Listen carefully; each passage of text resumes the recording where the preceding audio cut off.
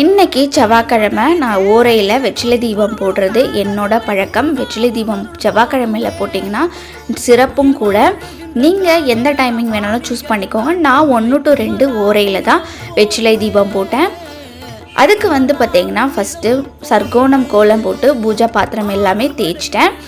அதுக்கு முன்னாடி முருகருக்கு அபிஷேகம் 3 விதமான அபிஷேகங்கள் பண்ணி அவரை ரெடி பண்ணிட்டேன். சர்க்கோணம் கோலம் போட்டு சரவண பவன் எழுதி மஞ்சள் குங்குமம் வச்சு ரெடி பண்ணிட்டேன். முருகர் வைக்கிறதுக்காக ஒரு மனையும் ரெடி பண்ணி வச்சுருக்கேன்.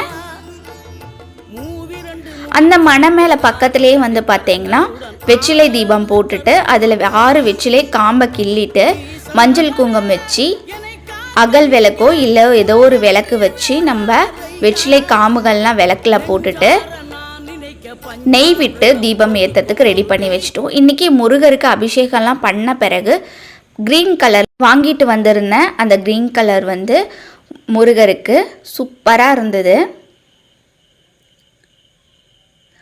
இன்றைக்கி நெய்வேத்தியமாக பார்த்திங்கன்னா மாதுளம்பழமும் பசும்பாலும் வச்சுருந்தேன்.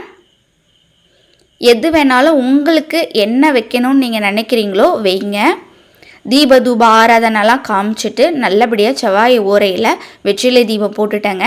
ரொம்ப மனசுக்கு நிறைவாக இருந்தது. நீங்கள் வெற்றிலை தீபம் போடணும்னு நினைக்கிறீங்கன்னா உடனே மிஸ் பண்ணாமல் போடுங்க.